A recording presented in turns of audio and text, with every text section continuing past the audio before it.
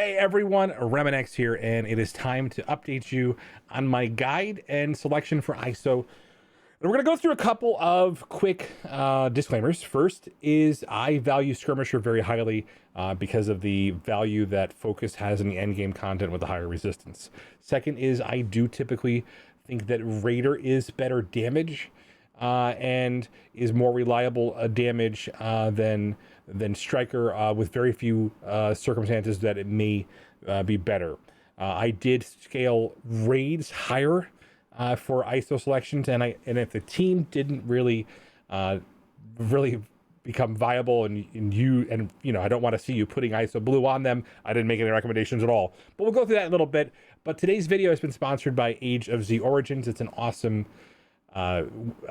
world builder that I really enjoyed playing. Post-apocalyptic zombies are one of my favorite things of all time.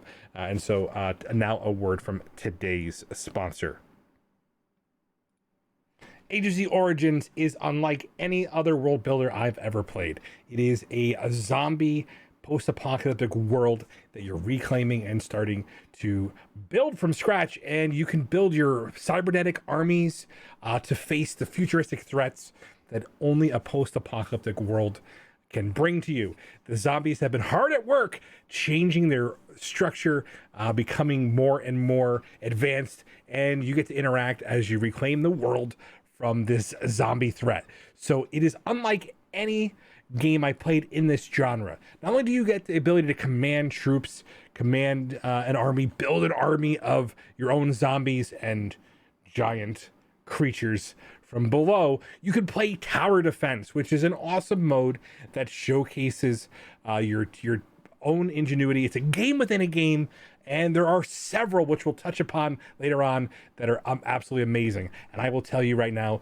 follow the instructions below, download, join up, because this is a massively strategic, you can play along with your friends and allies and take on others to dominate the leaderboards. Can you save the world? Take a look at the link below, download Age of Z Origins, and let's have some fun.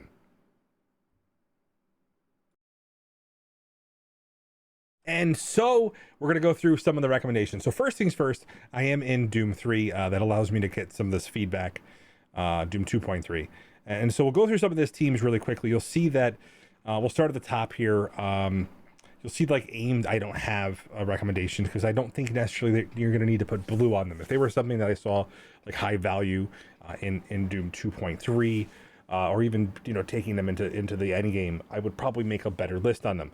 Now there are probably some recommendations that I can kind of, you know, going forward, they'll probably mimic my green ISO recommendations, and I got to lock those in very, very soon. But I focused on some of the high priority teams. So we'll start with the Striker Skirmisher on, you'll see the Astonishing X-Men. Now this is probably one of the most important things, and I was very upset when there were differing opinions out there, because you saw the Striker on Bishop becoming one of the more important because of the fact that he is doing so much damage in the triple tap, especially with his higher health, was the lion's share of the damage. And Skirmisher becomes very important because the team all has a series of debuffs or will be required to flip. So stay tuned. I may have a better version of the team, even at 2.3, where I'm going to show you guys some of the playthrough that I've been testing out and really trying to take advantage of that offense up and defense down that the team can potential that we've been talking about, how a team can be future proof. We'll get into that a little bit later. And you'll see, like, you know, obviously the Avengers have been broken up. Black Order, I think we locked in Striker because of what it does with the bleeds for Doom. Even with the 5 red stars, he's still easily countered by this team if you know how to play it correctly. We're talking about to see the Blob and Juggernaut, same thing, Striker Skirmisher combination, very, very powerful with how some of the additional effects work on the team. And Striker and Skirmisher again for and so realistically, if you're using these in any type of, you know, high end war or high end scenario and you don't see a recommendation on there, you can ask me to kind of, you know, update them. But I think for the lion's share of this, if there's not an ISO blue recommendation, you'll see that there isn't, because of the fact that I don't necessarily believe that it should be taken beyond green for now. And so you'll see, you know, even here where Nick Fury, while he does have some value on his team, he's probably Raider to generate some extra energy, probably to a Kestrel if you're using on that team. Not my ideal choice because of what the overlapping minions with Maria, but it's okay in that regard. You'll see that the Guardians have been left off, Hand Assassin. So over here, you'll see the differences. Now, there are some different versions of Iron Fist where you have the Skirmisher.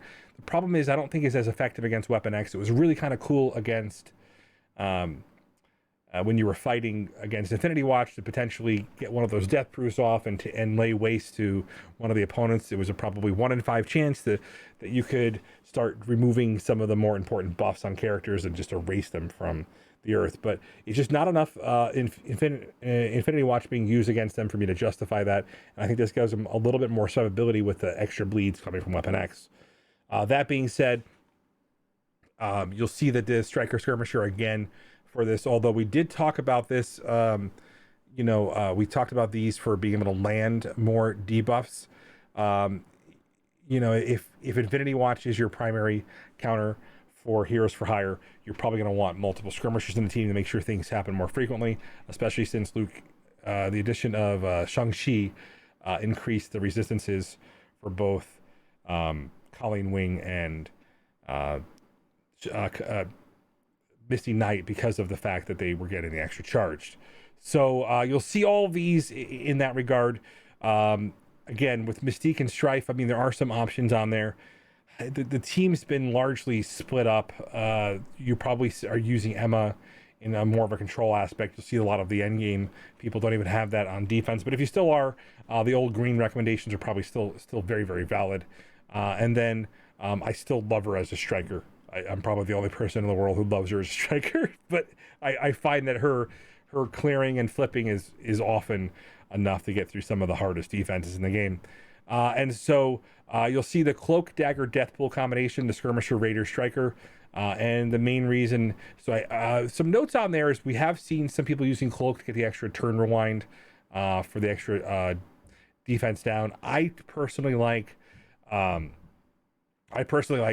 Striker on Deathpool, and then on Dagger I really love, because Deathpool 3, I really love the Raider. Most things are not left standing, and if you get a crit, you're going to get an extra kill and spool into that energy generation on Deathpool. And again, even here, we're trying to extend the life of power armor. I just have a hard time recommending blue ISO on him. But if you guys haven't seen the Dotto Max video, he was one of the folks that was like, all right, well, definitely there's some proof out there that they can still hold their own in war.